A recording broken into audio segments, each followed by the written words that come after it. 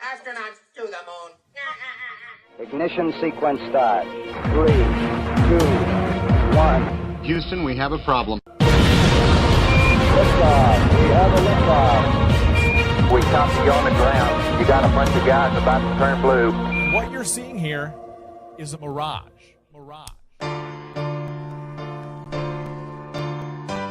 The planet's puppet masters almost surely have a plan.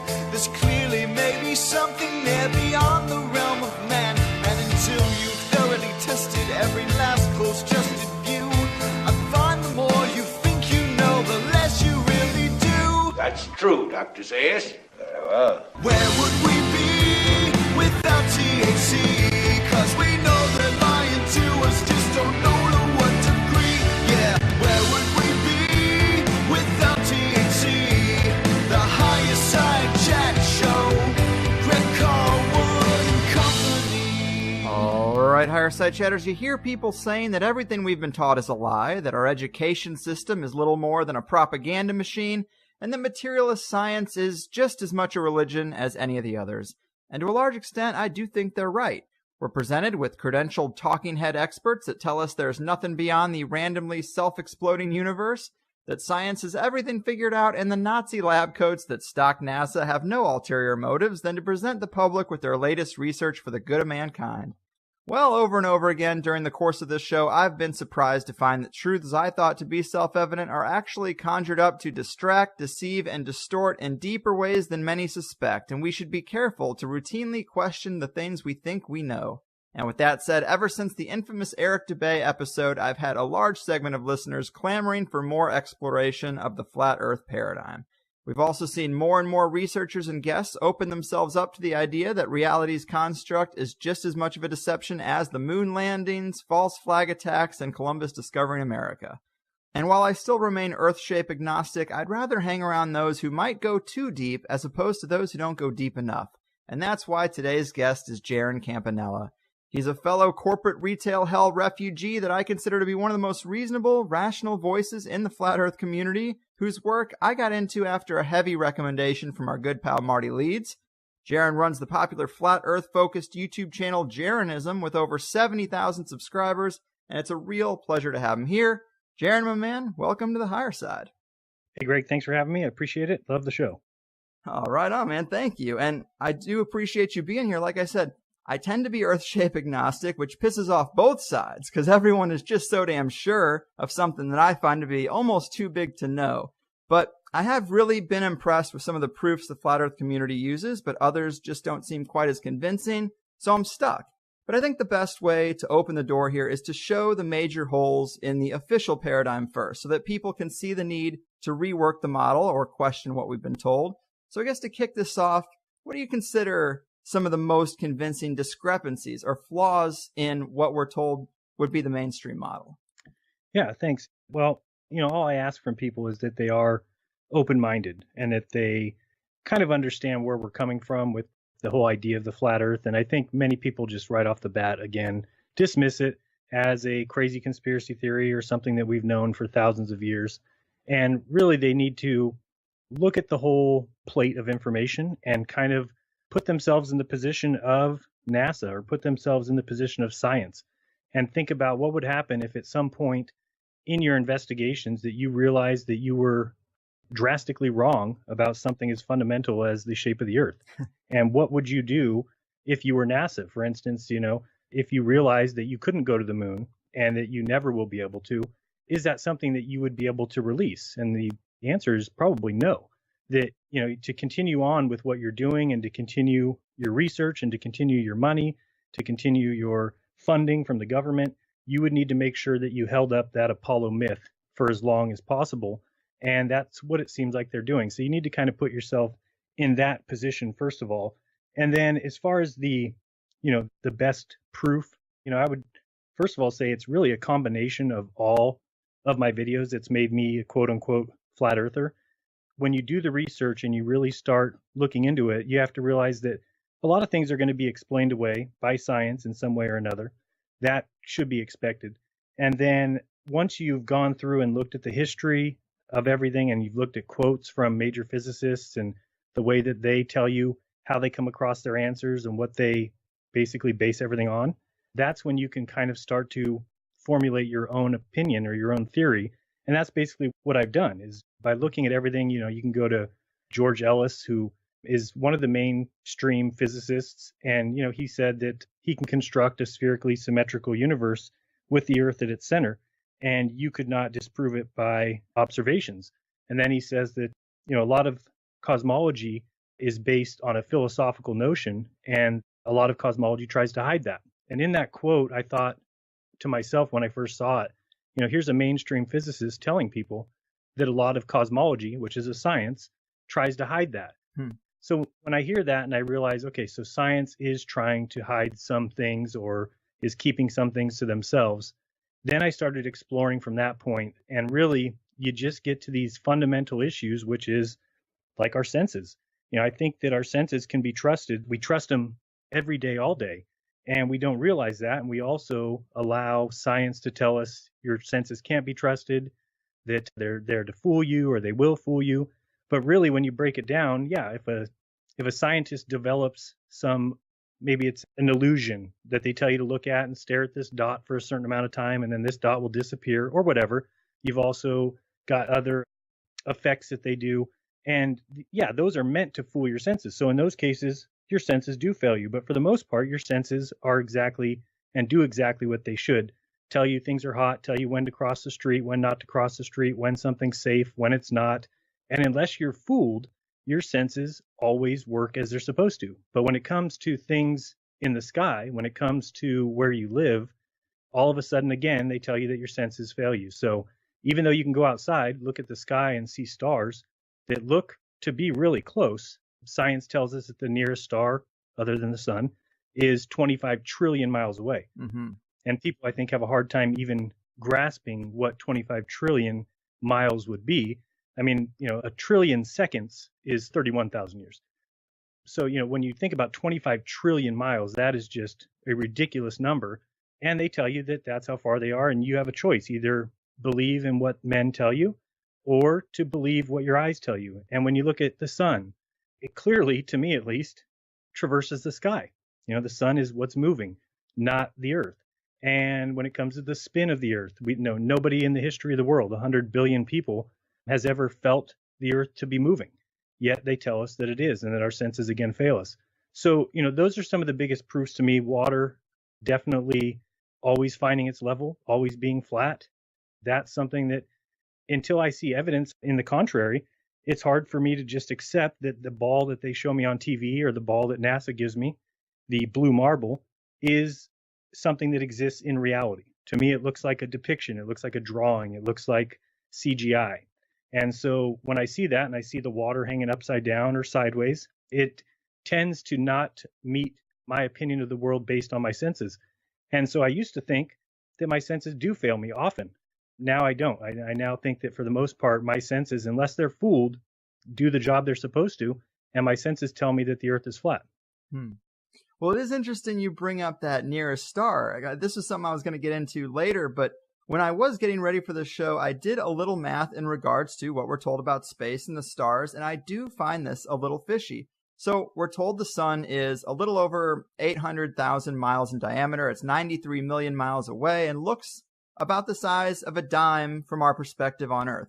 Meanwhile, these other stars are trillions of miles away. In fact, that nearest star, and just keep in mind how many stars we actually see in the night sky, thousands of them, the next nearest is said to be 24 trillion miles away, and all other stars would have to be further than that. And we can see them? I mean, there's supposed to be 24 trillion miles of line of sight in space in almost all directions? Yeah. That doesn't sound right to me. I mean, 24 trillion miles of line of sight, and it's something you can always see. Nothing ever crosses that path? I don't know. It does seem odd. Yeah, it's pretty crazy. And I mean, really, when you look at the sun being, what do they say? It would take 8 minutes for us to know that it blew up or something, they tell us, because it's 8 light minutes away. So if you doubled that, and then picture as we double this distance that the sun is reducing its size. So it double that's 16 light minutes, and then double that again. Now you're looking at a light half hour, and then double that again, and you're looking at a light hour. Well, stars are light years away, yet even in the light hour, would you still be able to see the sun after you've doubled the distance, doubled the distance, doubled the distance? Seems to me that the sun would disappear relatively quick in a light hour, maybe a light day, but never be visible in a light year or multiple light years, as is the case with the stars. Mm-hmm. Yeah, man, it is a curious thing. And to kind of dive deeper into the problems with the mainstream theory, I've heard you talk about how the math just doesn't work for the heliocentric globe model.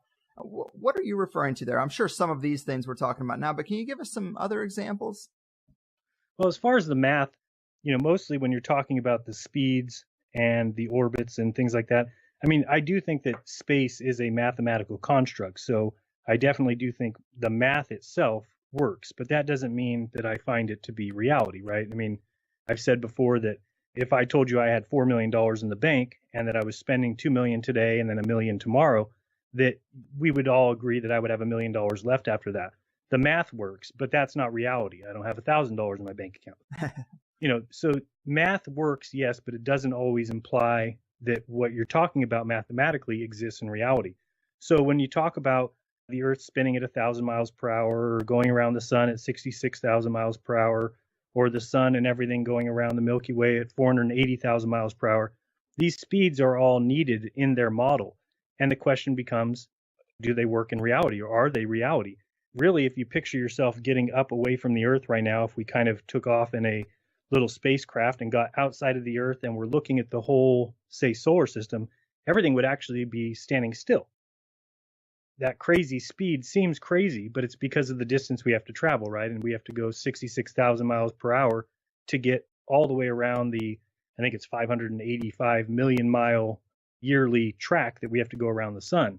And as crazy as that sounds and as fast as that sounds, if you got up and were looking at the whole system right now in real time, everything would be standing still because the distances are so vast that that's why the speed numbers are so big. So it really seems to me to be a construct.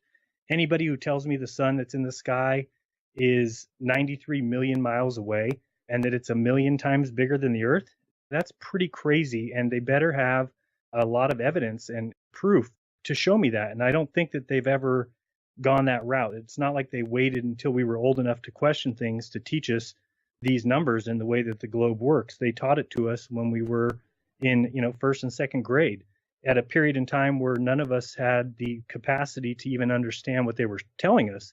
And when you don't have a chance of coming out of fourth, fifth, sixth grade without being a staunch believer in the globe model, really, it's a great setup if you're trying to deceive people because, you get to this age and when you bring it up to people, they will not even want to hear you because of what it implies. And that implies that everything that they've believed their entire life may not necessarily be the truth. Mm-hmm. Mm-hmm. And what I do love about your channel and your work is you have the numbers and the details of the conventional paradigm down pat. And it's just so funny because you bring this up to a lot of regular folks and they'll be like, oh, this is ridiculous. The Earth is clearly round. And you say, okay, well, what's the diameter or the circumference of the Earth? Like, what are any of these numbers that you take blind faith in? You just think, oh, they've got it, but you really don't know anything about it, but you're so sure that's the way it is. It's like you can actually tell them the Earth's supposed to be 25,000 miles around. And it's just interesting that they don't even know these things and you know their paradigm better than the so-called true believers. It's the way you have to do this kind of research. Yeah, you have to know what it is that you are saying isn't true. And for me, that was a big part of it, is going through and actually looking at these numbers and just coming into some strange ones. I mean, for instance, the idea that the sun, as far as seasons, they say that seasons are based off the angle of the sun because during our summer, are you in North America? Yeah, San Diego. Okay. Yeah. So we're both in California. So when the sun is, and this will be something you can tell me what you think, but the sun would seem to me to be much closer during the summer. It seems to be definitely more above my head during the summer. It's definitely further south and it's lower in the sky. Seems like it's further away.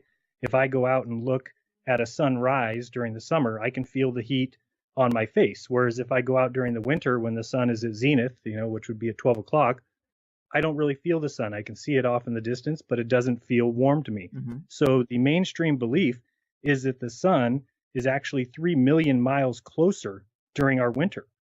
And that to me is just crazy. And 3 million miles may not seem like much when you're talking 93 million miles, but then again, it's 375 Earth diameters.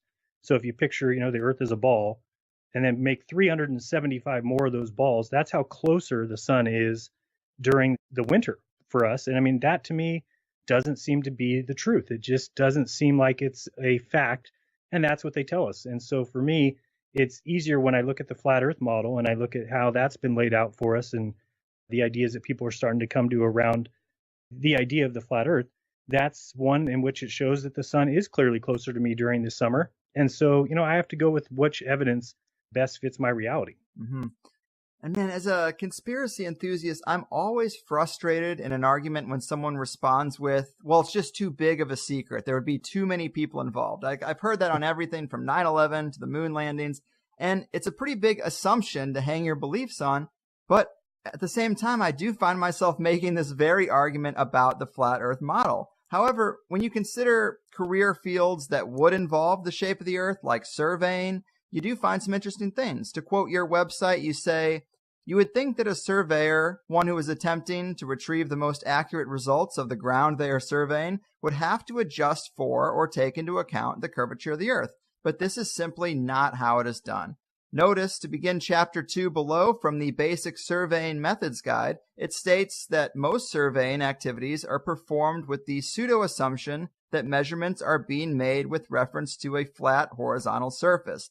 Then in diagram 2.1 comes a classic line, quote, by definition, the curved surface of a sphere is termed a level surface.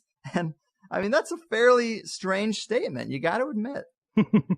Yeah, there's a lot of them like that. I mean, really, when you look at it, it's basically a war of words, because if you ask somebody who's a globe believer, well, why is it sea level at, say, San Diego and also sea level in Australia?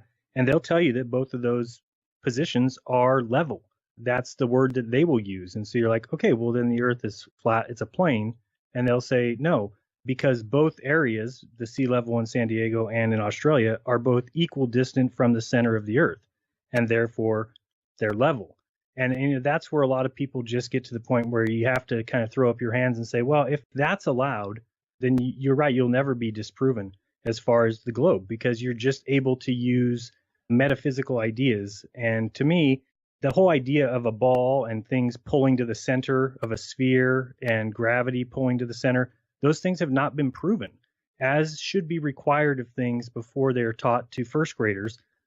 I've asked people before, show me where things pull to the center of a sphere. And they'll pull up some picture from the ISS where these guys are squeezing water out of a straw into a little ball.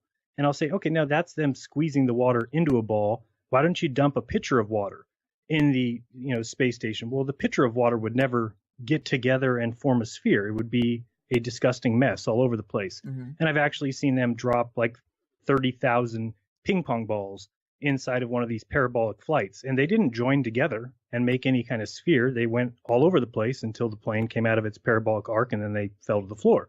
So to me, those are things that if I saw evidence that things pulled to the center of a sphere and that, these massive conglomerations of mass would then generate more things to the surface of the sphere, then I might start to believe it.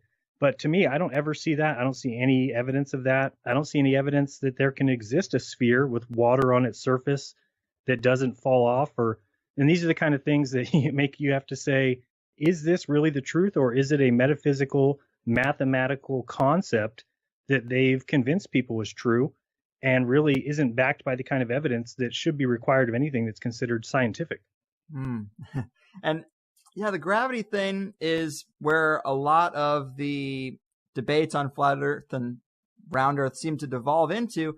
To further your point there, another quote from your site is you say, a balloon filled with hydrogen, which is the lightest of the gases and lighter than nitrogen, oxygen, and the rest of the elements that make up air, will rise if released. A balloon with helium will do the same because it is also lighter than the air around it, but it will rise up slightly slower. If, however, you have a baseball and release it, it will fall to the ground. Not because of gravity, as you were taught, but because the baseball weighs more than the air around it. Gravity is simply a magical word used for an all-encompassing force that does whatever is needed of it, and in most cases it is used to prove a ball Earth. I think that's a fairly decent summary of what gravity would mean, or what this force would be to a flat earther in their model.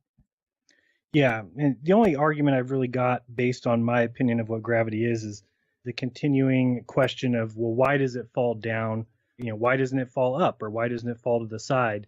And to me, it's just not a fair argument, because if it did fall any other direction, then that would be down.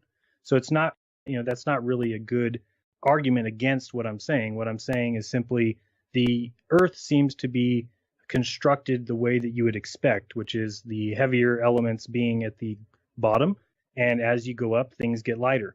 And those things help me explain, like you said, a helium balloon, which clearly has mass, but it weighs less than the air that's around it, so it rises up.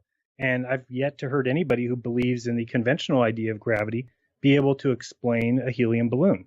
Because to me, if you're believing in the Newtonian, idea of gravity, then you have two things of mass, the Earth and the balloon filled with helium, and they should be attracted to each other. That's what gravity is. It's that pulling force to pull those two things of mass together. So why is the helium balloon allowed to disrespect gravity and do what it wants and move away from it? And that's something I haven't heard. They'll bring in buoyancy and they'll bring in other things like that, but they still don't answer the question of why have you described a force, a pulling force between two things of mass, yet in this case, it's allowed to go against that. So to me, it just makes more sense than when you really look at the word gravity, which comes from gravitas, which means weight. That's what I think essentially, gravity is. It's simply the weight of items. And if they're heavier than their surrounding area, they're going to fall down. And if they're lighter, they rise up. And it's that simple. And I think that, the idea of gravity is kind of a magical word, and they need it. And when they looked at the universe and saw galaxies and things in the distant didn't act as they were supposed to, or as gravity dictates, well, they didn't go back like you're supposed to in science and reevaluate your theory of gravity. Instead, they just made up dark energy and dark matter and just said, these things exist. We've never observed them, but they must exist. And the reason why for that ultimately is because they know they can't go back and examine gravity, or else how is the Earth a ball to start with? Mm-hmm.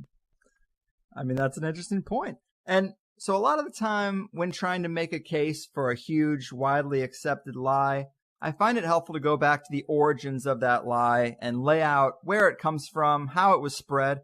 Can you talk to us a little bit about the heliocentric globe model and how such a paradigm change could have been accomplished? I mean, what can be said about the people involved and their affiliations that might cause us to be more skeptical of their motivations here? Like, who's behind this? Yeah, it just depends on whose evidence you believe, because really now what science has done is they've taken away the idea of the flat Earth and said, no, it was just a concept that was invented and that it never was believed, that people have known for thousands of years, when really, if you look at it and do some of your own research, you'll see books that clearly were written in the 1800s that talk about the fact that Columbus was somebody saying that he thought that it wasn't true and that he could go around. And there was a lot of people at the time, Spanish queens and kings and people like that, that were a believer that if you went off that direction, that you would just disappear. You would fall off the edge or whatever they believed. I was taught that. Yeah, exactly. And that seems like it was kind of the truth. Now, at a certain point, they wanted people to stop believing that. So they said, oh, no, it was Washington Carver, and he made up this story about Columbus thinking this. And really, people have always known. But if you think about it, I mean, the printing press didn't come into existence until the 1600s. So before that, nobody was really a learned scholar. You would have had scribes that knew how to read and write. But besides that, most people were illiterate. So anything that they would have thought or believed would have been by word of mouth. And so there wasn't a general idea of, oh, all these scholars believe this or that. I think what happened is that they realized when they started printing books that they could print whatever they wanted. And I do agree with the idea a little bit where you say, well, this is too big of a conspiracy, because it certainly seems like this is so monumental and so big about the very foundation of where we live. But really, when you take a look and step back and see that by putting it in books, it would have taken but one generation to have the people who were taught that become your teachers. And then they teach the new students. And from there, the whole story would kind of go on its own. And that's kind of what I think happened. And, if you ask me, Personally, I do think that they originally, some of these guys of science, thought that the Earth was a ball. They saw boats go off in the distance. They would slowly disappear, and to them it would look like they disappeared from the bottom up. And then they said, oh, those people must have fell off, or they, who knows what. Well, when the people came back, they said, where were you? Where'd you go? They said, well, we just went that way. And they said, oh, we thought you disappeared. They said, no, you just keep going. So they kind of said, oh, well, they must be going around a ball.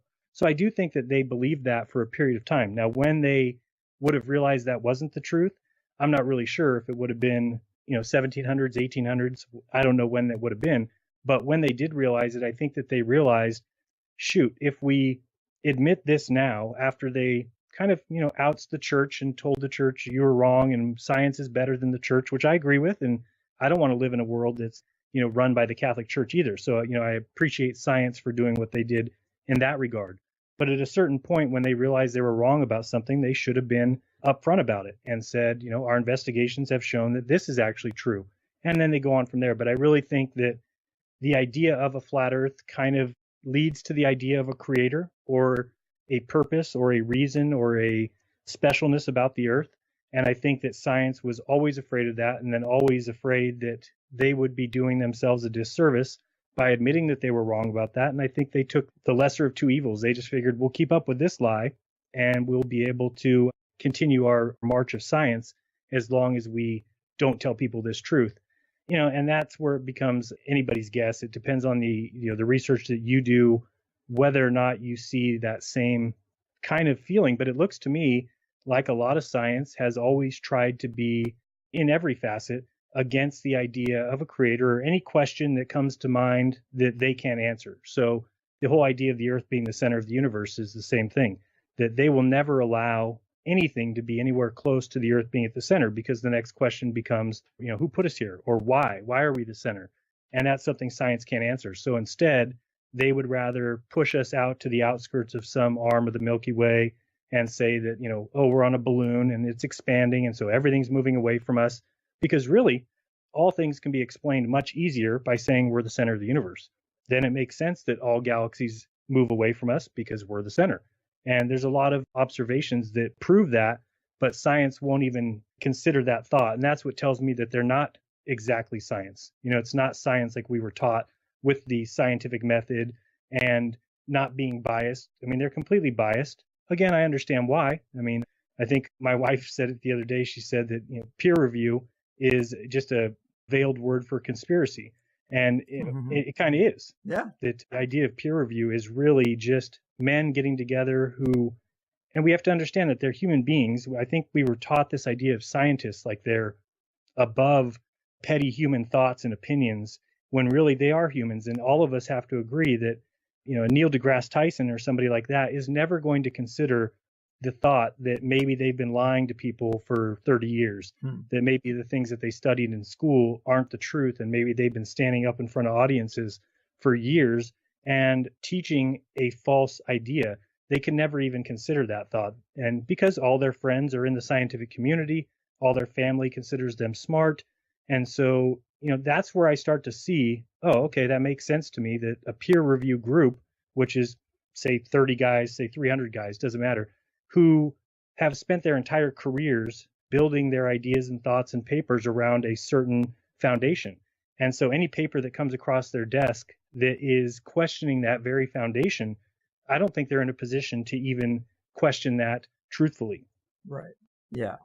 You're even being pretty kind, giving them the benefit of the doubt, because I would think a guy in a position like Neil deGrasse Tyson would be a willful deceiver rather than just someone who's stubborn on something they, were taught in school. But you are right about those pretty serious spiritual implications for the flat Earth model. And I'm honestly not in love with them, but I can see how, if the elite's goal was to distract humanity from the idea of a creator God, you would have to go to these lengths to do it. You would have to create an entire narrative and paradigm that could explain the emergence of our reality without that creator. And it seems very difficult to do, and they've had to go to great lengths to do it. But there are also apparently deep esoteric deceptions promoted by Freemasonry, even to the point that the square and compass, their symbol, I mean, a square measures things on a flat surface, a compass makes a circle, and I think it was Manly P. Hall said that at the deepest levels of Freemasonry, it has to do with the shape of the earth, that flat is for the profane masses and a sphere is enlightened. And I think this is almost just like their religious doctrine they're trying to force out into the culture. But it is weird. The deeper you get into conspiracy, the more intertwined religion, spirituality, and the cult do seem to be at the center of so much. We have these ancient myths and archetypes also of characters trying to get one over on the gods or overcome this creator who regulated us to this construct. And I have had a lot of guests talking about their thoughts on the elite's true agenda to sort of jailbreak our environment, which sort of lines up with these mythological stories. Maybe it's a pattern that just keeps repeating. But do you consider that some aspect of the elite's agenda, that it might be in line with this idea of busting out of here, or at least trying to? Yeah, and I've seen a lot of evidence of it. One of the places at NASA is called the Neutral Buoyancy Lab. It's where they've got that huge pool. It's like one of the biggest pools in the world. And they do all their training for spacewalks inside of it. And there's this big mural on the side of the wall that's got kind of the Vitruvian Man, and he's inside of this circle. And then there's a scuba diver swimming to him and handing him a tool. And in the upper corner is a rocket that is breaking out of a glass enclosure that is closing this man in. And so, yeah, I see it everywhere. And, one of the Masonic terms that they use, or, one of their little sayings is on the level, that the Masons are on the level. And I've always, considered that interesting. Right. And so, yeah, it seems like the whole idea of the square and compass and the way that the sun rises and sets is all tied together. I mean, that whole angle that they have of the compass is the angle difference between the sun rising at each of the solstices from your location, meaning that there's that same angle if you look at where it rises those two different times a year. So I think that it definitely is encoded in these ancient beliefs and these ancient thoughts. It's pretty obvious to me, and a lot of people just want to ignore the connections with NASA and the occult, Jack Parsons and the occult. I mean, you've seen it more than anybody, that it is everywhere. Right. And another thing I found interesting in your videos is the breakdown of how much science fiction actually inspired the, quote, real science. For example, Arthur C. Clarke, he came up with the idea for satellites in an article about hypothetical future technology. NASA seems to have constructed the moon landing missions around a template from a Jules Verne book, like 3 American astronauts, multiple similarities. They recovered the pod from the ocean. It's like they just copied what he wrote and then did a stagecraft version of it and promoted it as real. And also, William S. Burroughs went so far as to say in a speech that science fiction writers, quote, laid the blueprint for the space age. And it does start to get you thinking, how strange would it be for real technologies to actually follow behind works of fiction so closely? Yeah, it's really strange, especially like you said, the Jules Verne book. And there's a lot of instances where people who have called certain events hoaxes seem to have been basically crafted after some story that was written years earlier. I don't know if you've heard about the book The Titan. The Titanic. Right, which is the book that was written about the Titanic and was about a boat, the Titan, that was sailing in between London and New York. It's almost the exact same story. They didn't have enough lifeboats to, save everyone on board. It's just crazy that these events would happen right after these books were written. And when you go and look into these authors, they're usually a part of these Masonic clubs or groups. So, yeah, definitely interesting stuff there. And you're right about Arthur C. Clarke and the idea of satellites. And really, that's one that I think really gets people upset when you say that satellites don't exist. And when I say that, I don't discredit or say that they can't put balloons up that stay up for an incredible amount of time. They can basically control their rising and falling such a small amount that they can keep them up for, up to a year at a time. So I don't discredit that our DirecTV satellite could be pointed towards some balloon in the sky. That's not out of the realm of possibilities at all. But what is out of the realm of possibilities, in my opinion, is these huge metal crafts that go up and get placed into orbit, because they're all based on basically Arthur C. Clarke and Newton. And Newton basically told a thought experiment where he said if you had a cannon at the top of the earth and if you shot it short, it would hit the earth. And if you shot it too far, too fast, it would go out into space. But if you shot it at the perfect speed, that it would fall and just continue to fall around the Earth for all time. And I think that that is something that, again, hasn't been proven to the level that I think it should be if we're going to all believe in these satellites that would be out there getting pelted by solar storms, would be getting hit by micrometeoroids, and all this damage should be done. In the very hot thermosphere. Right. And it just seems crazy. And they have these little jets on them that keep them in orbit.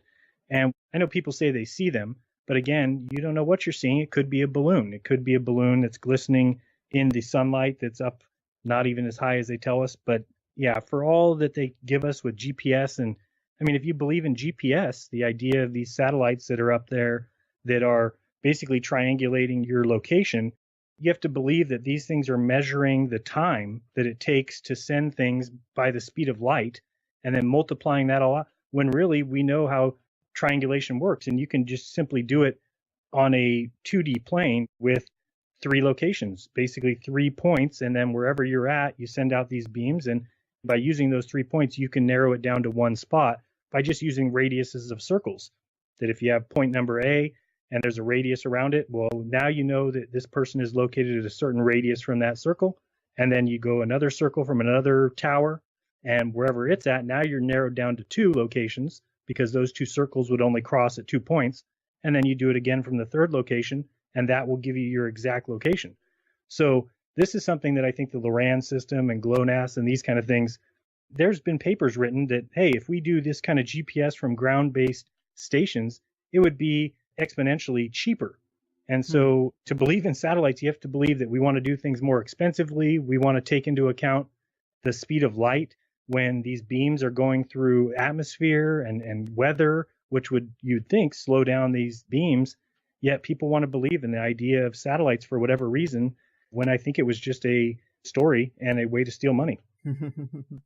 Provocative, man. And I've also looked pretty heavily into the accounts of early explorers, especially around the polar regions, because I've been a fan of the hollow earth theory for a long time. And when you read what some of these explorers have said about birds around the North Pole migrating further north or warm polar seas, you find a lot that you wouldn't expect to find in the traditional model. And the treaties and regulations that keep people away from these areas only adds fuel to the speculation. But I've heard you talk about explorers like Captain Cook and Magellan, and that their logs actually support a flat Earth model. Can you elaborate on that a little bit?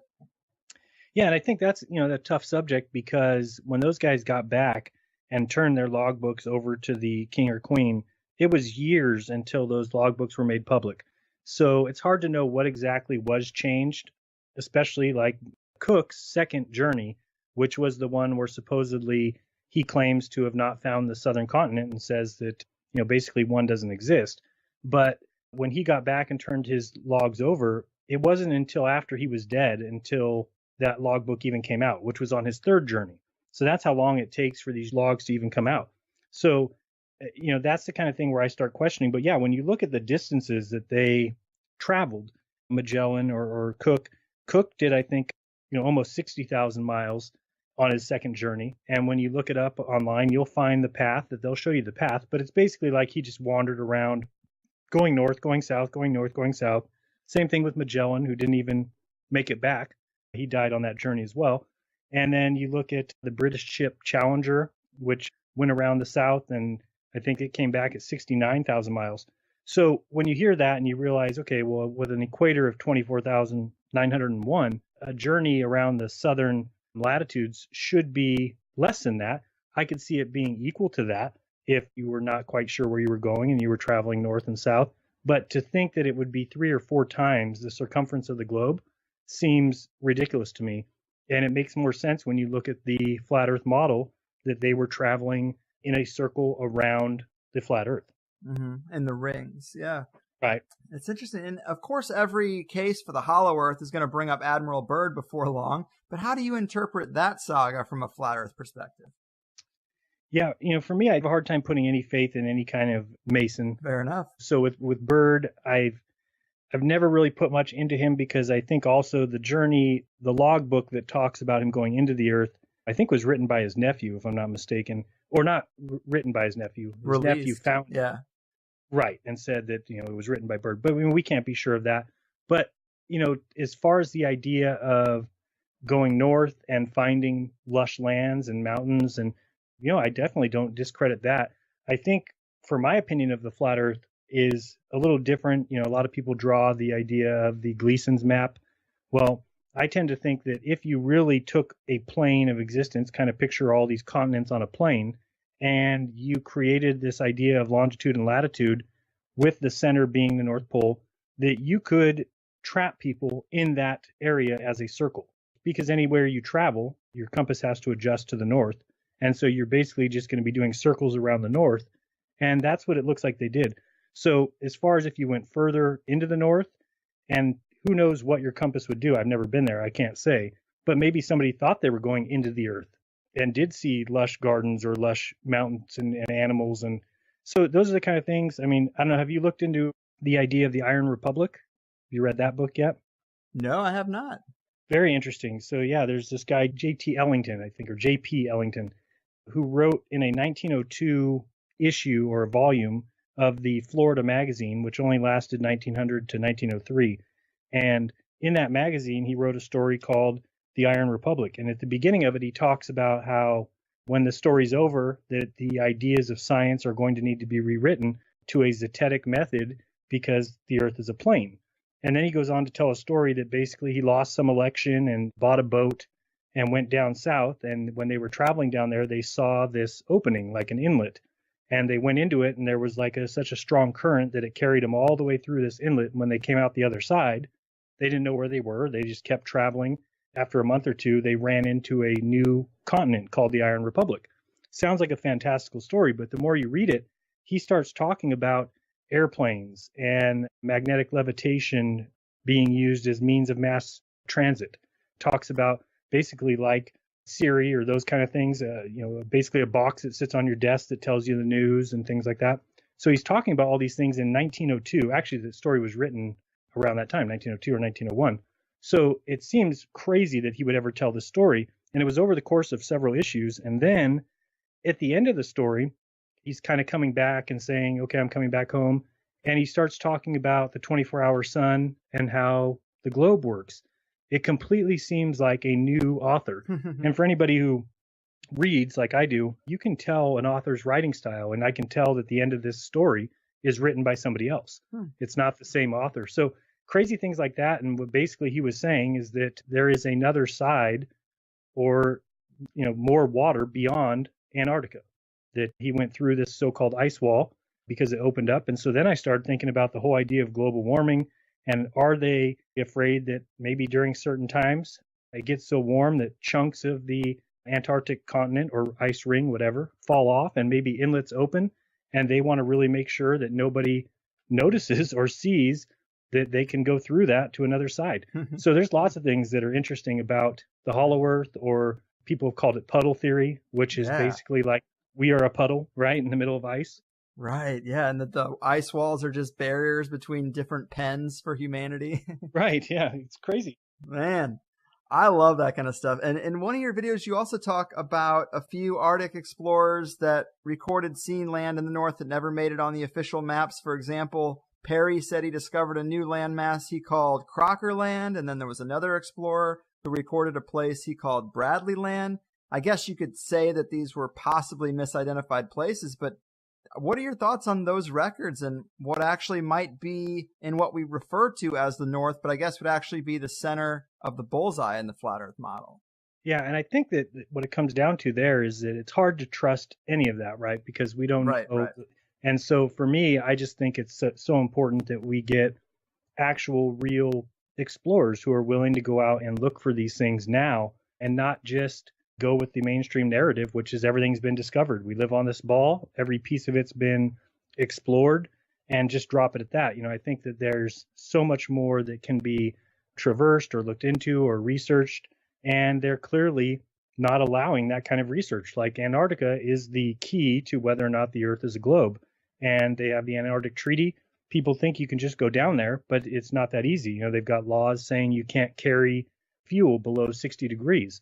And if that's the case, then you can't go down there for any amount of time because you'll run out of fuel. So you basically can go down there, cruise around for a little bit, and you have to get right back up. All the cruises that go down there all go to that little, I don't know what you want to call it, a little island tail that kind of pops out by South America. All the cruises go down there. It's not like you can go to different areas. And all the people who work there work in very specific locations. And I've even read blogs from those people saying you're not even allowed to go on your own anywhere. You always have to take somebody with you. And even if you do take somebody with you, there's only 3 or 4 little trails that you have to stay on. You're not allowed to do your own exploring. So there's a lot of things set up there that seem like if they were trying to deceive people, that's exactly how they would do it. And the fact that, no planes fly over the south and they'll tell you something about the weather, which makes no sense because planes are at 35,000 feet. And when they're up there, they're at negative, 50 or 70 degrees Fahrenheit anyway. So it's not like the fact that the southern continent is cold has anything to do with air flight. So it just really comes down to, I want people to just explore and open their minds to the idea that it's possible that we're being deceived. And that's when you'll get people going out and doing their own research. And we're going to find out one way or the other whether what we've been taught is true or whether it hasn't. Mm-hmm. And it is a lot harder to wrap your head around than people think it is. If you look at the flat Earth map next to the globe paradigm, it's not, the ice ring, it sounds like something that would be really easy to disprove, but it's really not, because from any continent, if you go quote unquote south, you would hit that ice wall. And in reality, you would just think you were on the continent of Antarctica. It's actually quite difficult. And one thing I hear both sides using for evidence is flight paths. And I know you've done videos where you have looked at very specific flights and their distances and the times of arrival. And so, obviously you've done the research. But when I look at the flat Earth map and say maybe Australia to South America would be the flight that might give it away. I know you've been through these arguments before, but what would you say about flight paths and using that as evidence to try to determine the real shape? Yeah, and that would have been something that really led me to the idea of it being a globe if it wasn't so easily dismissed, and I'll explain why. But we've seen somebody take the flight from Sydney to South America, and that flight, I believe it's 6,000 miles that it's listed as, and the flight takes about 11 and a half hours going the direction of east.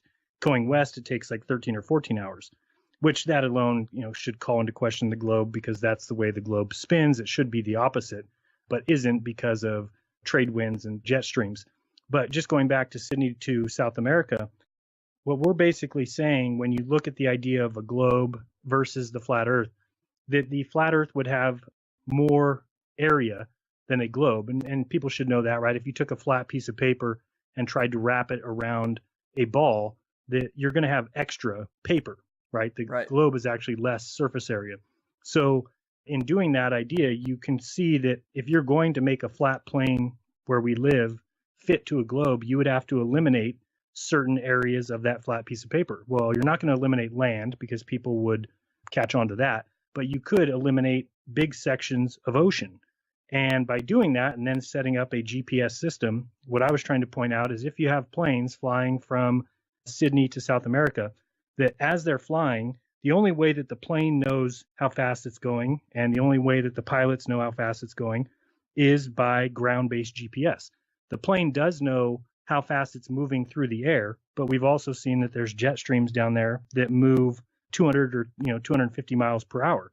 So once you realize that, and there's no way the plane would be able to know that, meaning the jet stream is moving all the air in that direction. The plane is flying through the air at a certain miles per hour, and it can't go over the speed of sound or create a sonic boom, but you can set a plane to say 0.95 Mach, and the plane will maintain that speed. But it doesn't always mean that's the speed the plane's going, because if it's in a jet stream, say it's a 200 mile per hour jet stream, well, the plane's going 650 miles per hour, it's at 0.95 Mach. Well, whatever the jet stream is moving that whole mass together, meaning it doesn't change the speed that the plane is going through the air. So once you realize that, then you realize if somebody did eliminate ocean by just cutting it out of kind of our map, that there would be no way for anyone to know, except for the person who did that. And if you start to think about it that way, I started thinking, well, wouldn't GPS know that they're in a place that's weird?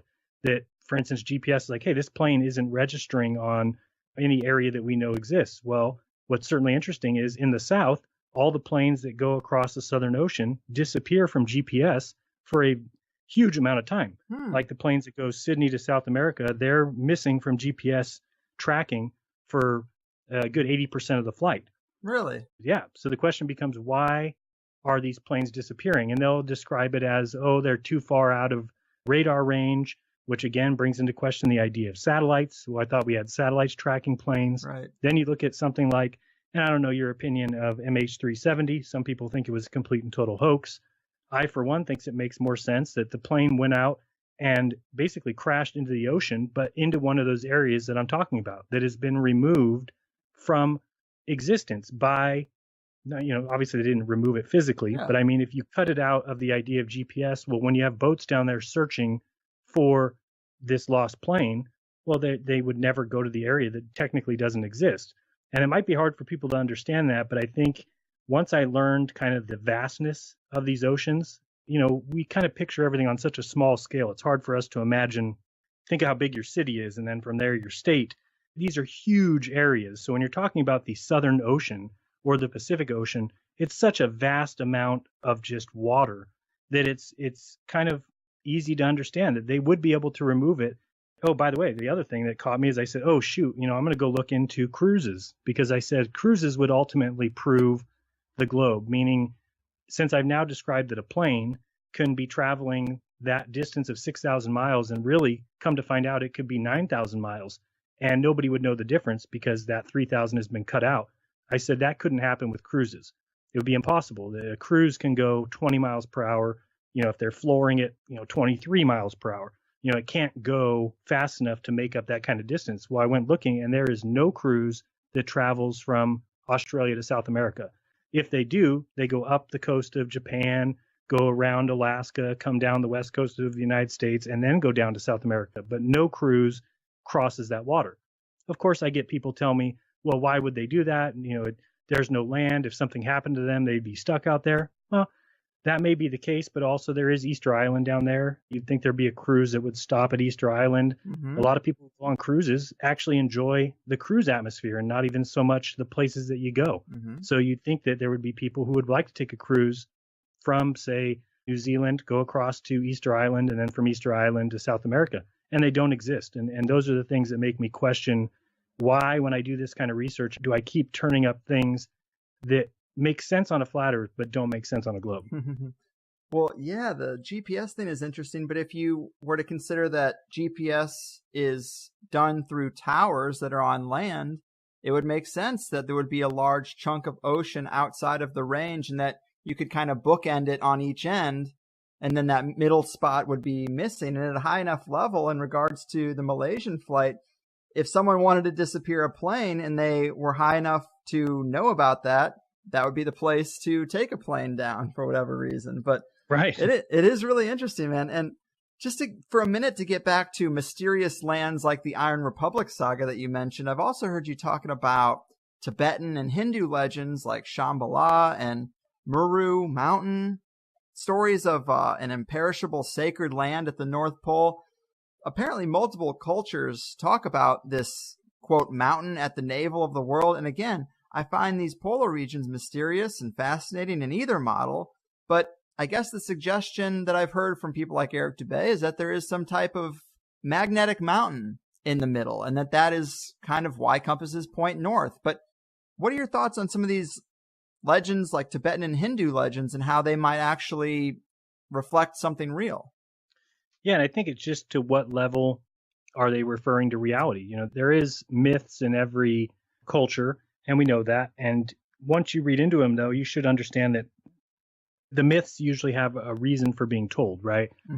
Rarely is there just some myth that somebody tells that's got no real underlying story that they're trying to get across. So when you look at the idea of Shambhala and the idea of the inner earth or the navel or the cosmic tree or the idea of the tree of life, they all seem to point to the idea of Mount Meru or the center location. And even Mercator, who was considered one of the best cartographers of the time, he drew the map that's got those 4 continents that seem to be right at the center, which now are completely erased from any maps. And so, it calls into question, that's what I always go back to, is that I'm just a big supporter of anybody who's willing to go and do this kind of research, because I think it's been shut off from us. And I think the more people who say, oh, no, you just go up there, then they can look into it and see how there's a lot that blocks you from doing what you think is just so easy. And, the biggest thing for me, going back to even when you said, what is one of the biggest things? Well, east-west circumnavigation of the Earth has been done by billions of people. I myself have flown from San Francisco to the Philippines, and my wife has flown from San Francisco to Germany. So, I mean, based on all that, I can say, yeah, people can circumnavigate the Earth quite easily east-west. But when you look at the idea of north-south circumnavigation, there's literally 2 or 3 people that claim to have done it. And the one who claims to have done it first, it took like 4 or 5 years. He's a Freemason. He's a cousin of the Queen. He's the one that's in the Guinness Book for it. And really, it just doesn't make sense when you look at it and say billions have gone east-west and 1 or 2 or 3 have gone north-south. And I talk about in 2015, towards the end of that year, I was watching this guy who was going to break the record for single plane flight, basically being by himself, a solo plane flight, north-south circumnavigation. And they had this thing called spider tracks where they were going to be tracking this plane. So I was really interested in it. Said, okay, I'll watch this guy. He flew from like North Carolina down to South America, then down to Brazil. And then he was supposed to be on the leg that would go from Brazil across the South Pole, and he was supposed to come out over by New Zealand. And so when you're watching him, he goes from Brazil and hits the South Pole and turns around and goes right back to Brazil. And everyone's like, what's going on? Why didn't you go by the flight path? Then he flew from Brazil to New Zealand across the Southern Ocean, then from New Zealand up to Alaska, and then Alaska back down to the North Pole, and then back down to his home in North Carolina. And then they gave him the record. And that to me was like all the evidence I needed, and said, this is ridiculous, that there's no way, if we lived on a globe, that somebody would consider what he did to be circumnavigating the Earth. That he even had a flight plan that called for him to go across the South Pole. He didn't do it. He blamed it on weather, said that he got there and there was such a strong headwind that he wouldn't have the fuel to get all the way across. Well, that kind of leads to the whole idea of the flat Earth model, which would be, at least in my opinion, the further you get away from the sun, the more treacherous the weather would get. And so I would think you would have a pretty big headwind and you would need to turn around. And that's basically what he did. And so when they give him the record, that makes me say, all right, there's something wrong here. That would be something that would be disqualified. You would not win the record for doing something that you didn't do. He didn't circumnavigate the globe north-south. And I don't think anybody has. And the reason for that would be explained pretty easily in a flat Earth model. That is interesting. And you do find that when you get to the figureheads of aviation and exploration and any relevant industry, there's so many members of the Royal Society, so many Freemasons. And then you hear stories like, oh, well, when they were on the moon, they actually did a Masonic ritual. Or you hear that when they found the poles, they did a Masonic ritual. And it's almost like Masonic ritual is code for, we completely made this shit up. Right. Yeah. And all the guys that did the discovering of the southern and northern poles were all in the same organization, Freemasons, and from Amundsen and Scott. And yeah, it just certainly seems like it is code. And yeah, Buzz Aldrin, fully admits that they did this Masonic ritual with the flag on the moon. And it certainly seems questionable in every way. And you look at any of these big aviation events, Lindbergh, crossing the Atlantic, all those are shrouded by so much nonsense and kind of like folklore. I mean, if you read the story about Lindbergh, it says that he fell asleep on that flight, and then part of the time he was running out of gas and was 10 feet above the waves. I mean, just things like that don't seem realistic. That, I don't think somebody was flying across the Atlantic 10 feet above the ocean, and falling asleep in that trip. It just seems crazy to me. But again, who am I to question those things? I just think that when something doesn't look right, then we have every right to explore it further. And when you find out people who are lying to you have done so, then those people shouldn't be trusted anymore. So for me, stuff like the moon landing is so clear. And once you've looked into it yourself and not just simply bowed down to the intellectual community and what they tell you you have to believe, because that's basically what it comes down to with the moon landings, is you have to believe it if you're going to be in the field of science or if you're going to be considered an intellectual. And to me, that's dogma, that's religion. It's not true science. It's not true inquiry. An inquiry is when you're actually looking and you don't care about what the answer is. And that's really where I came from. I didn't look into the flat earth and say, I hope that the earth is flat, so I'm going to look into this and find the earth to be flat. It was a period of time in my life where I was so pissed at everything that I'd been shown and everything I'd been told, from religion to science, and saw it all as a religion, each in their own way, but with dogmatic foundations that you had to believe in. And I got frustrated and just said, well, I'm just going to research things and see and only believe what I can prove. And it just so happened that the first thing that I was looking into was the moon landings. And when I came to the conclusion that that didn't happen, well, then you have to start asking, well, wait a second, so that picture of the earth isn't true. And from there, then you really start opening up your eyes to, well, if they lied about that, what would they be lying to hide? And from there, then the flat earth kind of unfolds right in front of you. Mm-hmm. Yeah, so many of the researchers that have gone flat earth that I've talked to over the past 2 years, they often say that they started with trying to disprove it, and then they realized they couldn't, and now they're just still sitting in that space where they're like, no, I'd love it to be disproven, please. And nothing seems to work. And it's interesting because I look at those, top 10 reasons why the earth is round lists all the time to try to get something out of them. And they always mention a few things that I just think are bullshit arguments. In particular, the idea of flights. When people say, well, why don't these people just take a flight once in a while? I have been on 4 international flights in the past 2 years since doing that show with Eric Dubay. And every time I try to pay great attention to where I think I am. And it's just too freaking hard, honestly. Like, I can't get any real conclusive evidence from those trips, except that you don't see curvature. I can say that. That doesn't mean the earth is round or flat, but to say that you see curvature from an airplane, I think is disingenuous. Right. And people also always try to tell me about these images that we have of the earth from space, like you mentioned. Yeah. And they're just not true. In one of your videos, you do a side-by-side comparison of NASA images, and there are huge discrepancies. For example, South America is to the right of Florida in some images and to the left in others. Spain and the water channels around it often look quite different. The Baja California area of Mexico looks different on these different maps. Yeah. Or these different quote-unquote images, in fact. And when I talked to Eric Dubay, I thought some of the line of sight examples with lighthouses that you can see when they should actually be below the curve of the earth, I thought those were pretty convincing. And Neil deGrasse Tyson responded to that by saying, the earth is not a perfect circle. It's an oblate spheroid that's shaped more like a pear. And so then I think, okay, well, where's that picture of the earth? Because you only show the blue marble, and you're now telling me that it's a pear shape. So either the top astrophysicist doesn't know what the hell he's talking about, or these images are not accurate at all. Well, and the reason I know a lot of people have a different opinion of Neil deGrasse or these guys than I do, because I do think that they are more beneficial to, let's say, the elite or whoever is telling this lie. They're more beneficial to them if they truly believe it.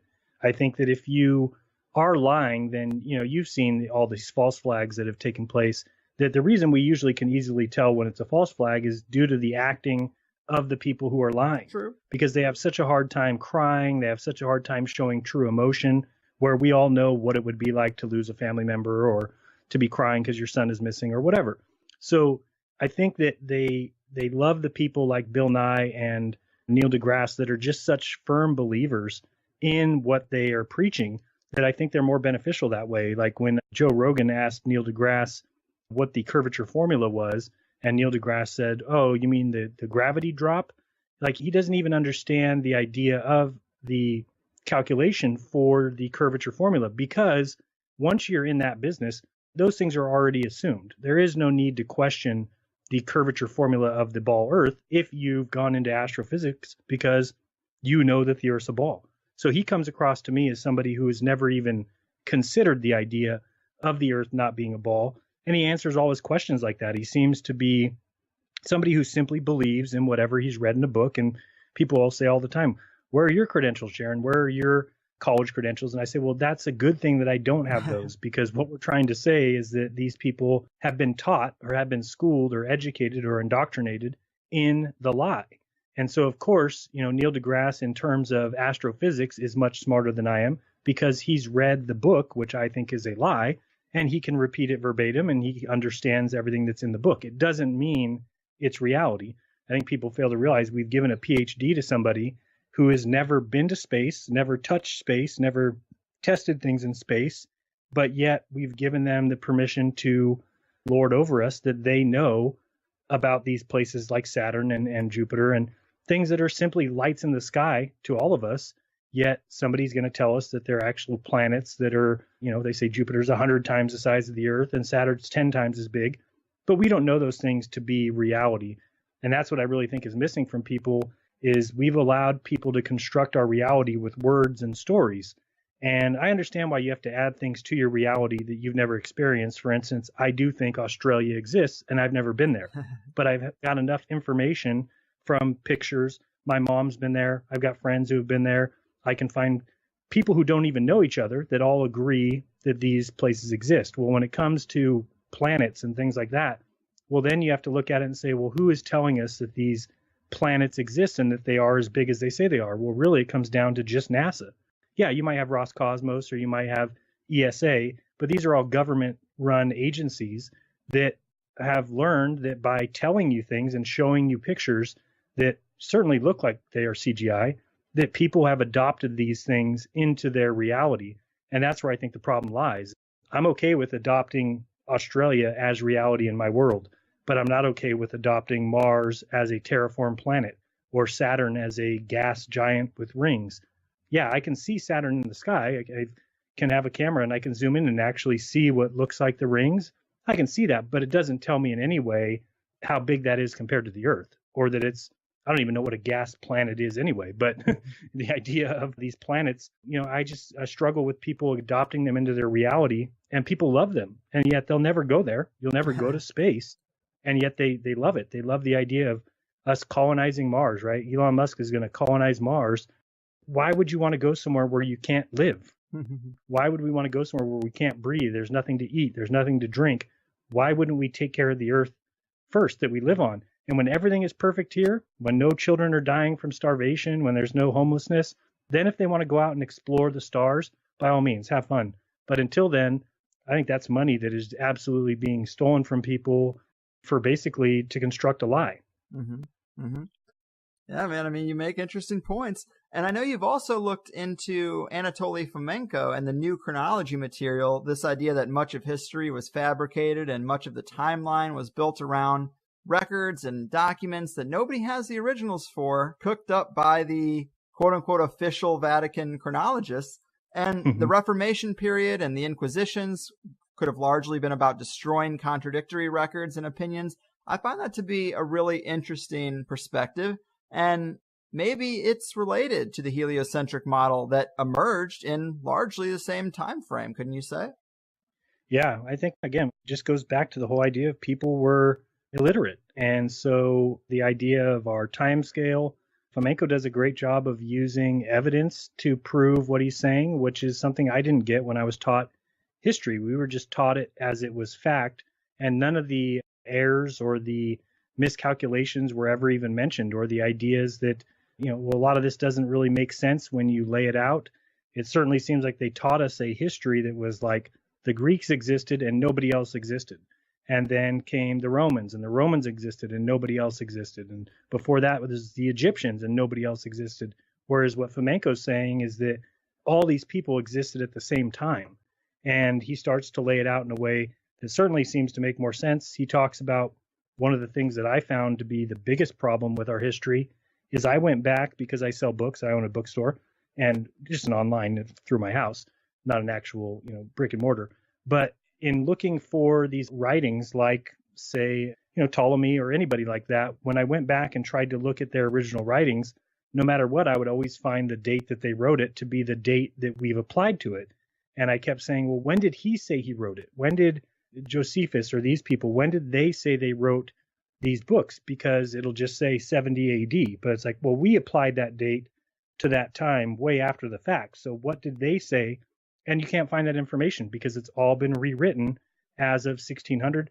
Fomenko claims that the oldest book that we can reliably count on is 1100. And when people hear that, they lose their mind because they say, well, there's books that are way older, but there really isn't. You just have to look into it and see that what you're talking about is if something is copied of a copy of a copy that says that it was originally written in 250 BC, it doesn't mean that that was written in 250 BC. And then people need to question how we date books, because books are not datable by, say, conventional carbon dating. Basically, we date books by writing style and writing utensil. So you could take a piece of papyrus and grind it up in the dirt, and if you knew the writing utensil that they used in 250 BC and you knew the writing style, that you could write something, stuck it in a jar, bury it, and if it was found 50 years from now, they would date that to 250 BC. And that's basically the best that we can get as far as dating books and things like that. So once I saw that, then you just look at our history, and then it makes sense with the printing press coming out in the 1600s. And like I was talking about earlier, they must have known at that time that whatever people first read, these people are now going to learn how to read. They're going to learn how to write. Whatever we tell them is the truth, they're going to just accept. And when you look at the date of 0, I mean, that's one of the biggest things to me. And I always had a question about that growing up, but just kind of let it go. But really, when you think about it, picture a period of time where you just went back in the past and said, we're going to call this date 0. Yeah. And anything before that will be a BC, and anything. It just would never happen. There's just no way, nothing could happen on Earth that would make us at this point say, we're going to go back to this date, call it 0, and just readjust all the dates of everything that happened after that. Think of what a disaster that would be, unless you were constructing a fake history, in which case that would be the best thing to do, because now you've got your starting point and you write every book based on that new date. And that's certainly what it seems like happened. Yeah, man, it is so provocative. And in regards to the timeline and the model for the Earth, I also sometimes consider how ancient megalithic sites and their astrological alignments fit into this puzzle. But I've heard you say that you think a lot of these sites are more recent inventions, that Stonehenge and perhaps the Great Pyramids are only 100 or so years old and then backdated?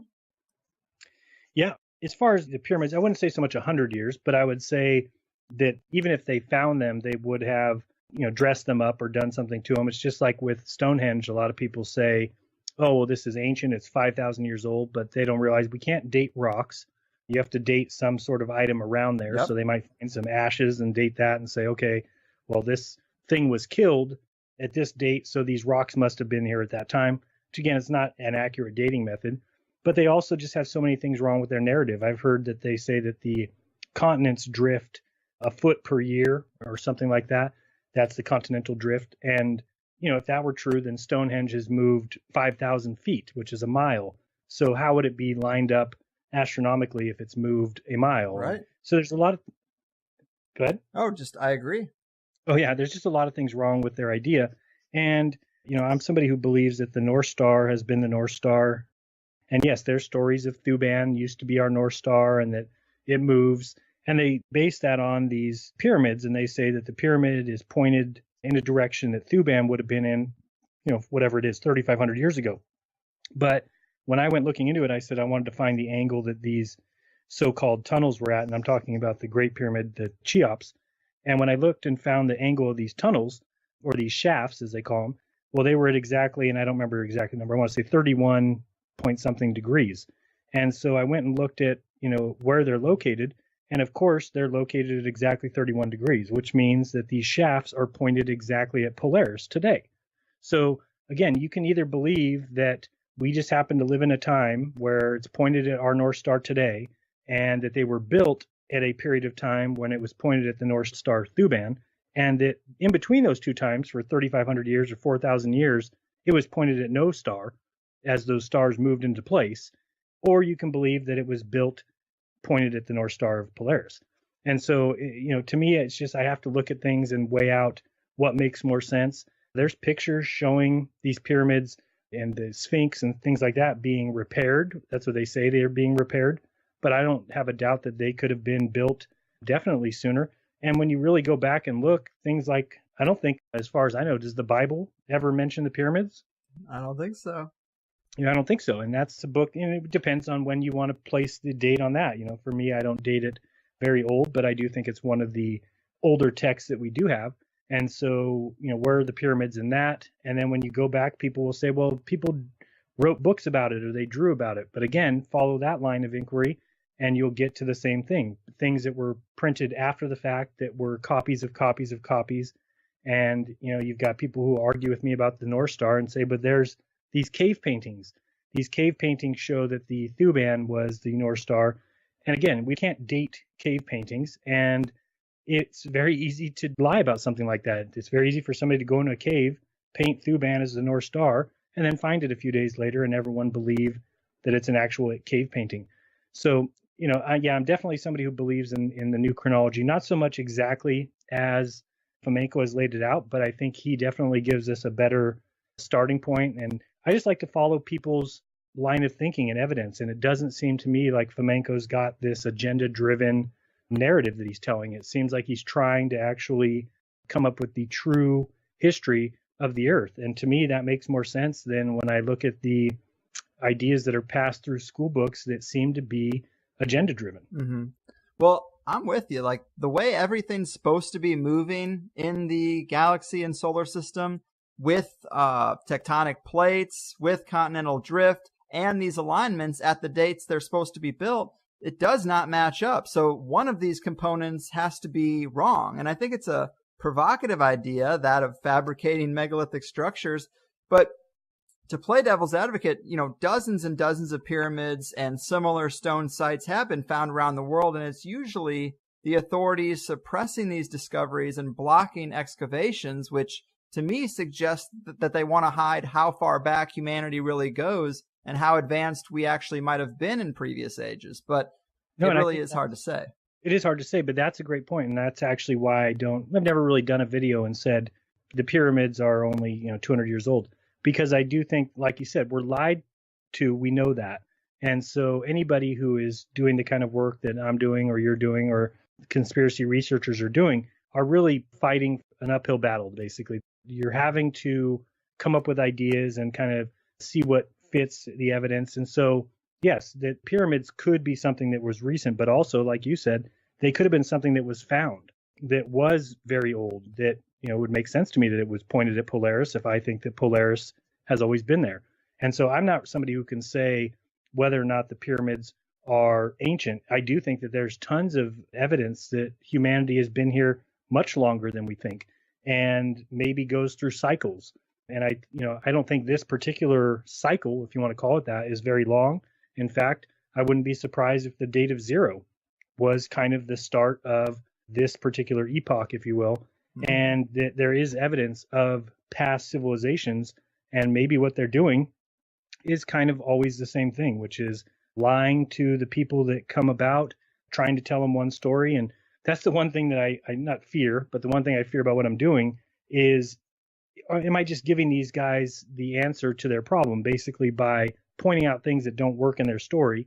If they were ever to take out humans again for whatever reason, then they could come back and their story be even better.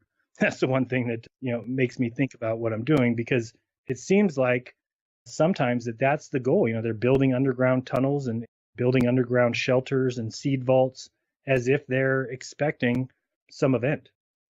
Right. Yeah, like they just bring in a new shipment of cattle to the slaughterhouse and they refine their manipulation every time. I mean, it's a dark idea about complete and total control and domination, but it's a possibility you got to consider. Yeah, you got to consider it. And I mean, for me, I've always questioned the Bible not having any dates in it, because I've always thought to myself, well, it seems crazy because when you look at the earth and let's say that they're right about the population of, 7 billion or so, I can't picture them being able to kill 7 billion people. But if you looked at it and just said, let's pretend that they could, or a vast majority of those, and then you bring out the Bible again and there's no dates in it. So you could lie to those people. Mm-hmm. And there would be some people that would still, for instance, let's just play in pretend world that something happens to everyone on the United States, or even it's widespread destruction over, say, half the so-called globe. And so all these people then remember stories of people who lived in America and, oh, what a great place it was. And it kind of reminds you of the things about Atlantis, where there is stories being told about this place in the past and where it was and what kind of things took place there. But it seems like that memory kind of gets lost. And I could picture that to where within a generation or two, the idea of what America was or who once lived there or what technology they once had could be erased from people's minds simply by word of mouth. And, if there was some sort of destruction and our infrastructure went down or the internet went down, pretty quickly you'd be able to have people who would only talk about America as a memory, a distant past. And so, yeah, that's probably the one thing that, I still question is what is their end goal here? Because I think some things that we've pointed out with NASA are clearly seen for anybody who's doing the research. And once they start looking into these pictures of the Earth, pictures of these other planets, the idea of space travel, the idea of even the ISS orbiting Earth, that these pictures are not real, and they keep putting them out there. And it makes me think that could possibly they have some sort of end game where they don't care because they know it's coming. Otherwise, it seems to me like they are not doing the kind of work that looks like they're trying to protect the lie. Amen, man. I'm definitely with you that there are huge inconsistencies that can't be denied. And I do really enjoy your videos. And before we get out of here, remind the people where they can actually find those videos and continue the journey if they want to go deeper. Sure. And I totally appreciate you having me on. Like I said, I've been a fan of the show for a long time. So Thanks. Appreciate that. And there's Jeranism.com, and it's Jeranism. And then I've got the YouTube channel, Jeranism, which is youtube.com/Jeranism.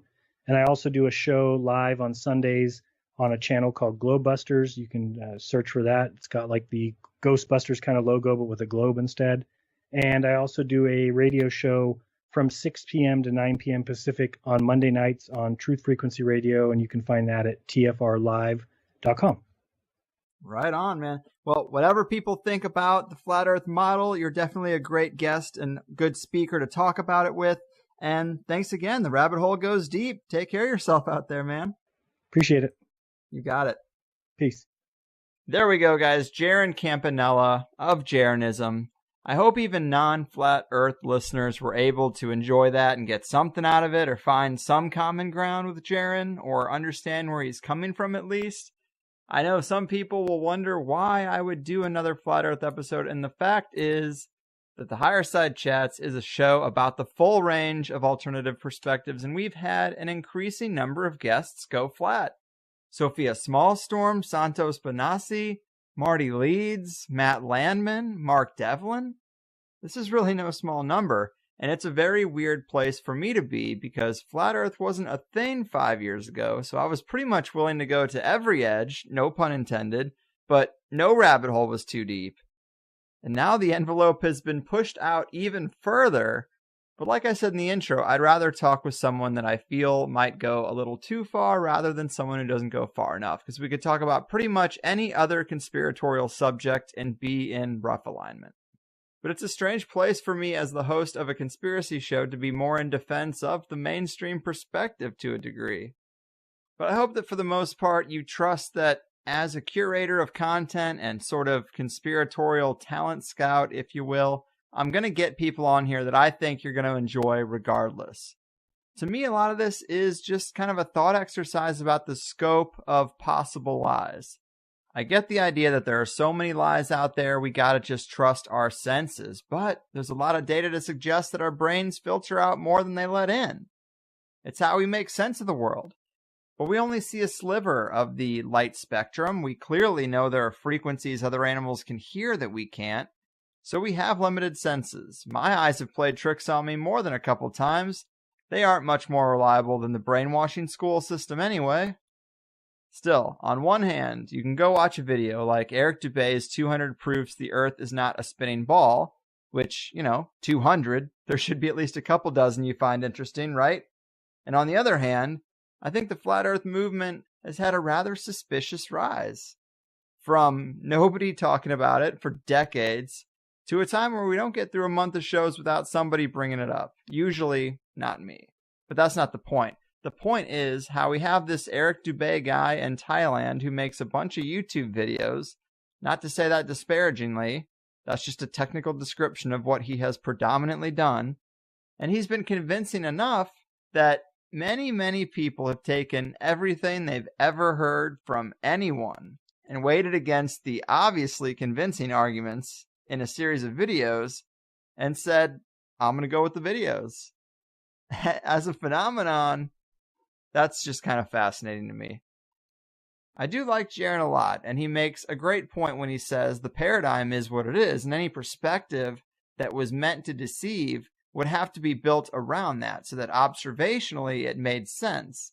And that's kind of what I was saying about how if the goal here is to convince the population of a snow globe environment that there is no creator of said snow globe, you'd have to construct a paradigm so epic, so all-encompassing as to explain reality itself emerging without that creator, which can only be done if you added space and then said the system that we see is just one of many, so the Vatican came up with a Big Bang.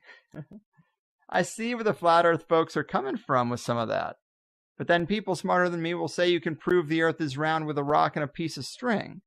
But I think it's a fun conversation to have. Like I said, a lot of listeners have wanted me to return to it. Also, a lot have wanted me not to. But I hope that one episode every once in a while isn't going to kill you. We're here to challenge everything we've been told, right? So, I don't know. But people do get really emotional over this topic. It is strange. And the next episode is actually with a researcher who thinks he's discovered some hidden and fundamental qualities to the universe, but also thinks that the configuration of space and the planets is largely in line with the conventional ideas. And just to a point, of course, or he wouldn't even be on THC, but my point is we always jump around. Maybe it's this, maybe it's that. I can do a cryptid episode where people will say, well, I don't know if I believe in that stuff, but that was definitely interesting. But Flat Earth episode responses are way more aggressive. By the way, I do have a cryptid episode planned, but we booked it for after the eclipse, just in case there's any heightened activity. But apparently there's been a record number of flying humanoid sightings in the Chicago area, and we're going to talk about it. But if you like me as a host, and the Higherside Chats overall, and you find that the THC way is something that you value, support it by signing up for the HighersideChatsPlus.com for $5 a month, and then you can hear the second hour of each episode, each interview, that is reserved for those who are kind enough to do so. Today's full show is actually more like 2.5 hours, but that said, it's always better to get the full interview. Today is no different. And of course, I had 1,000 questions for Jeran, and in the second hour, what we focused on mainly was the moon's oddities and its place in the flat earth model, meteors, asteroids, and impacts, using true believers as disinformation and their usefulness. What are the stars in the flat earth model? Can we use them to prove one over the other? Also, one of my favorite areas, the ISS, the International Space Station, as evidence that something is fishy and there's definitely fakery going on at NASA. And then a fun little section about Donald Marshall, cloning, and Jeran's actual contact with rapper B.O.B. I think it's great that he's talked to B.O.B. personally about the flat earth, and I'm glad I could ask him about it and get his thoughts on cloning of all things. So all around good stuff. Check out his channel, Jeranism, and see what you think. I'm sure any Higherside fan would find a few things they'd like, and I'll see you soon with another show. I've done my part. Your move, earth-shaped charlatans, paradigm pushers, and capstone con artists of the construct. You're fucking. Lucid dreams are so vivid, 'cause you go to bed at 7 and your brain comes alive, 'cause you hate your 9 to 5. You wake up with a dread and make sure your cats are fed. Did your brain talk to a ghost who moved your coffee and your toast as you listen to the Higherside Chats? You get to your desk and your boss says it's a mess, and your soul slowly grows to a place where nothing grows. When you think he's not around, you insert a SETI sound. The OM says turn it down, and you say it's just the Higherside Chats. Oh, do you think you'll be invited to Bohemia Grove, to a Bilderberg Club? Oh, do you think you'll be invited by a Rothschild to a party on a submarine? Diving down to the center of the earth, through the Marianas Trench, your teeth begin to clench from the sulfurous stench. The mask you're given doesn't fit, 'cause you're not one of them. Starting today, you'll make plans to get away. There's no one to hold you down, and the what ifs start to drown. Then you wake to the glare of a cold fluorescent stare, and the light winks at you, 'cause its life is almost through, but it's holding on to quit time just like you. It's time for the Higherside Chats.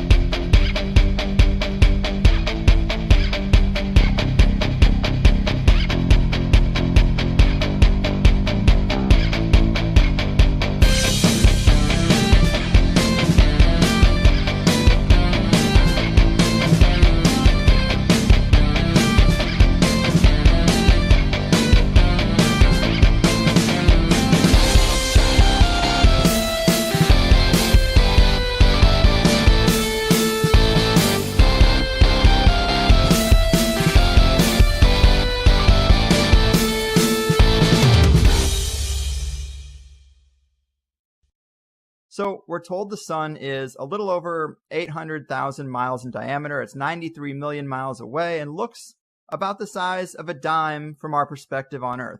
Meanwhile, these other stars are trillions of miles away. In fact, that nearest star, and just keep in mind how many stars we actually see in the night sky, thousands of them, the next nearest is said to be 24 trillion miles away, and all other stars would have to be further than that. And we can see them? I mean, there's supposed to be 24 trillion miles of line of sight in space in almost all directions. Yeah. That doesn't sound right to me. I mean, 24 trillion miles of line of sight, and it's something you can always see. Nothing ever crosses that path. I don't know. It does seem odd. Yeah, it's pretty crazy. And I mean, really, when you look at the sun being, what do they say? It would take 8 minutes for us to know that it blew up or something, they tell us, because it's 8 light minutes away. So if you doubled that, and then picture as we double this distance that the sun is reducing its size. So it double that, that's 16 light minutes, and then double that again. Now you're looking at a light half hour, and then double that again, and you're looking at a light hour. Well, stars are light years away. Yet, even in the light hour, would you still be able to see the sun after you've doubled the distance, doubled the distance, doubled the distance? Seems to me that the sun would disappear relatively quick in a light hour, maybe a light day, but never be visible in a light year or multiple light years, as is the case with the stars. Mm-hmm. Yeah, man, it is a curious thing. And to kind of dive deeper into the problems with the mainstream theory, I've heard you talk about how the math just doesn't work for the heliocentric globe model. What are you referring to there? I'm sure some of these things we're talking about now, but can you give us some other examples? Well, as far as the math, mostly when you're talking about the speeds and the orbits and things like that, I mean, I do think that space is a mathematical construct. So I definitely do think the math itself works, but that doesn't mean that I find it to be. I'd rather hang around those who might go too deep as opposed to those who don't go deep enough. And that's why today's guest is Jeran Campanella. He's a fellow corporate retail hell refugee that I consider to be one of the most reasonable, rational voices in the flat earth community, whose work I got into after a heavy recommendation from our good pal Marty Leeds. Jeran runs the popular flat earth-focused YouTube channel Jeranism with over 70,000 subscribers, and it's a real pleasure to have him here. Jeran, my man, welcome to the Higherside. Hey, Greg, thanks for having me. I appreciate it. Love the show. All right on, man. Thank you. And I do appreciate you being here. Like I said, I tend to be earth shape agnostic, which pisses off both sides because everyone is just so damn sure of something that I find to be almost too big to know. But I have really been impressed with some of the proofs the flat earth community uses, but others just don't seem quite as convincing, so I'm stuck. But I think the best way to open the door here is to show the major holes in the official paradigm first, so that people can see the need to rework the model or question what we've been told. So I guess to kick this off, what do you consider some of the most convincing discrepancies or flaws in what we're told would be the mainstream model? Yeah, thanks. Well, all I ask from people is that they are open-minded and that they kind of understand where we're coming from with the whole idea of the flat earth. And I think many people just right off the bat, again, dismiss it as a crazy conspiracy theory or something that we've known for thousands of years. And really, they need to look at the whole plate of information and kind of put themselves in the position of NASA or put themselves in the position of science and think about what would happen if at some point in your investigations that you realized that you were drastically wrong about something as fundamental as the shape of the Earth. And what would you do if you were NASA? For instance, if you realized that you couldn't go to the moon and that you never will be able to, is that something that you would be able to release? And the answer is probably no. That, to continue on with what you're doing and to continue your research and to continue your money, to continue your funding from the government, you would need to make sure that you help exactly and do exactly what they should. Tell you things are hot, tell you when to cross the street, when not to cross the street, when something's safe, when it's not.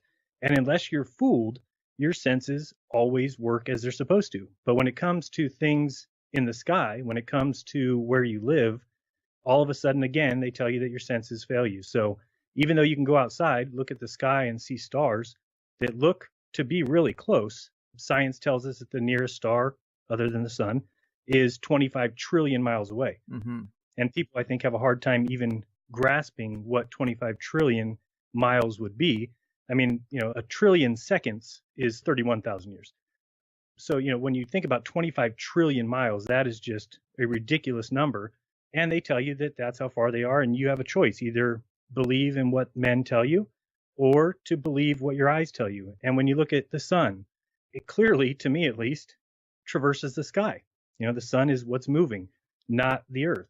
And when it comes to the spin of the Earth, we know nobody in the history of the world, 100 billion people, has ever felt the Earth to be moving. Yet they tell us that it is and that our senses again fail us.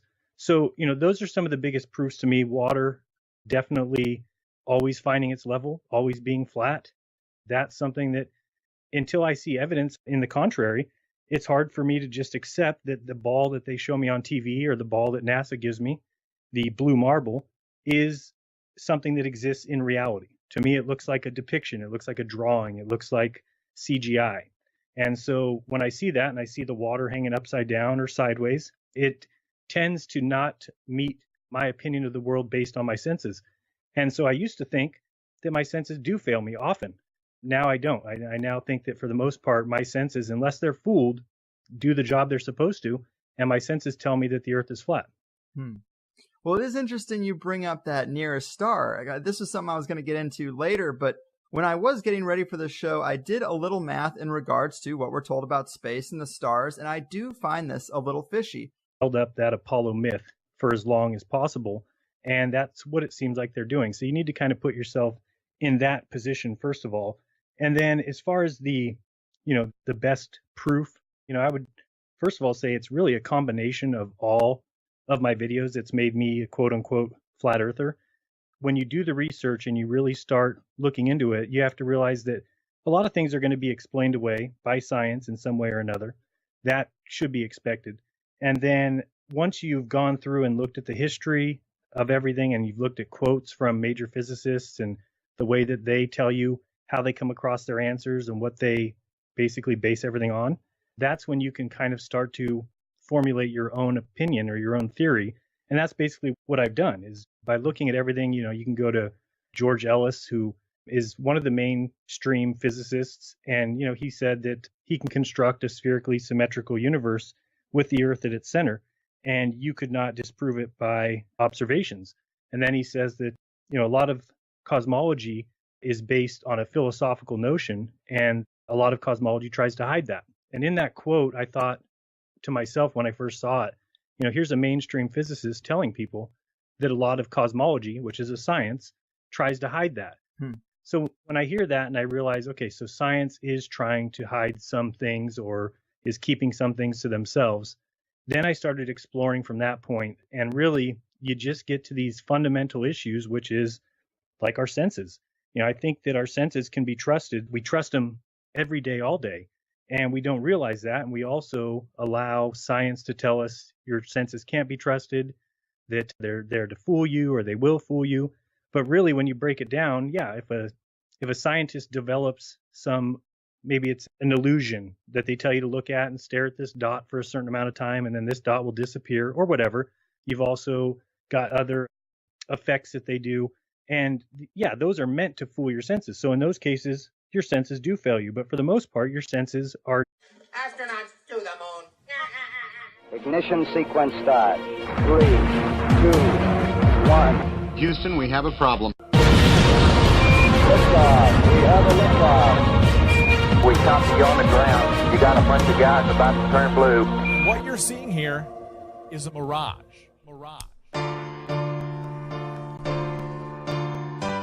The planet's puppet masters almost surely have a plan.